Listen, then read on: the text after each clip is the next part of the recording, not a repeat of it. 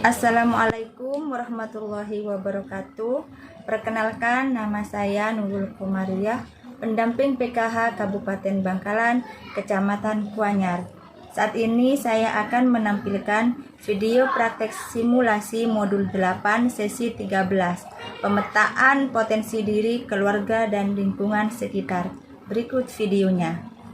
Wabarakatuh. Waalaikumsalam warahmatullahi wabarakatuh.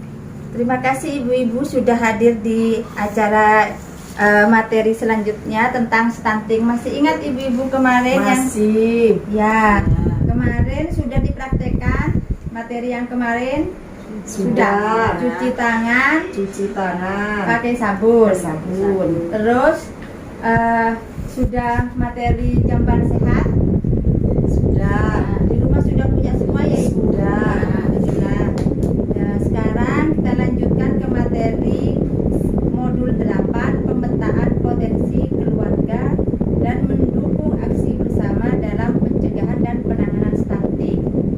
Nah, sesi di modul 8 ini ya dibagi 3 sesi. Sekarang sesi 13, yaitu pemetaan potensi diri, keluarga, dan lingkungan sekitar. Ibu-ibu, di dalam diri kita ini ada potensi yang bisa dikembangkan. Contohnya, kalau ibu lagi hamil itu harus makan makanan yang bergizi biar sehat, tidak stunting ya. Kemudian potensi diri itu banyak, bukan hanya pada ibu-ibu saja, tapi juga dengan keluarga. Bapak contohnya, ya, dukungan dari orang tua. Kalau ibu sedang hamil, bapak harus membantu pekerjaan ibu-ibu di rumah. Jadi kalau bapak lagi libur bisa sambil mengasuh anak. Salah satu dari pencegahan penanganan stunting dari potensi diri. Jadi ada pemetaan. Kemudian yang kedua adalah potensi dari lingkungan sekitar. Contohnya adanya pelayanan kesehatan, posyandu, itu ibu. Kemudian itu dari potensi pelayanan sosial itu juga termasuk posyandu. Kemudian dinas sosial, puskesmas ya. Kemudian termasuk yang mendapatkan PKH. Kemudian lingkungan sekitar kita juga ada sumber daya alam. Jadi kalau di rumah ada lahan yang tidak terpakai, itu bisa dijadikan diberdayakan, umpamanya bercocok tanam. Nah, jadi bisa digunakan juga seperti pembuatan itu ya, ternak lele atau apapun bisa. Jadi itu usaha untuk dimanfaatkan, selain untuk diri sendiri juga bisa digunakan untuk orang lain. Kemudian apalagi pemetaan sumber daya lingkungan ini, tadi ada lingkungan sumber daya manusia, itu potensi diri dan keluarga, itu dari manusianya. Kemudian potensi lingkungan sekitar, yaitu tadi ibu-ibu ikut, kalau yang di PKH kan diharuskan ikut P2K2 ya, atau FDS yang setiap bulannya itu ada materi yang disampaikan oleh pendamping. Kemudian ikut kader-kader posyandu boleh, PKK boleh. Jadi ikut berserta dalam lingkungan sosial ya. Kalau yang tadi memanfaatkan lahan, itu namanya sumber daya alam, itu bisa dimanfaatkan.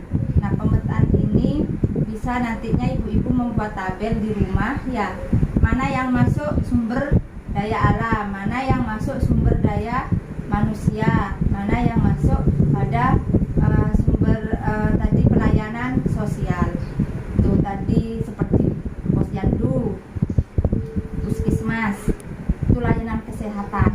Kemudian untuk kesejahteraan sosial bisa itu ke dinas sosial, puskesmas, termasuk PKH, penerimaan bantuan BPNT beras, itu ibu-ibu. Nah, kalau belanja, kalau yang di PKH belanjanya ada DE Warung.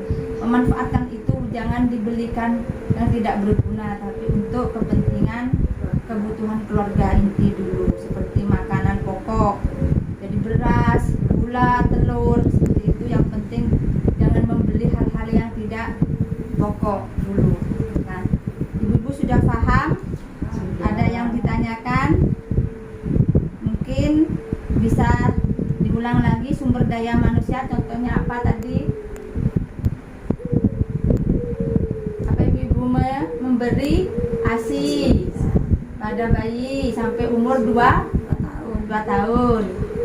Kemudian bapak membantu pada ibu saat ibu hamil harus memakan makanan bergizi, menjaga lingkungan tetap bersih.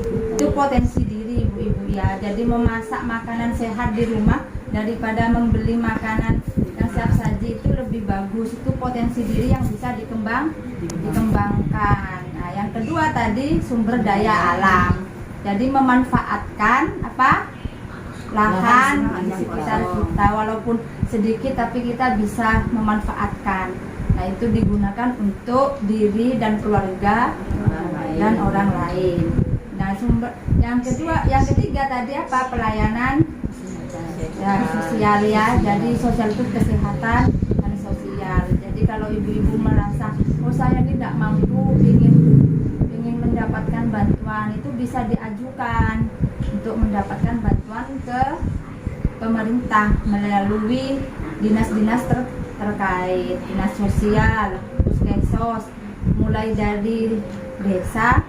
Biasanya sekarang tuh langsung ke desa, nanti diproses, baru berapa tahun kemudian data akan keluar dan insya Allah dapat bantuan.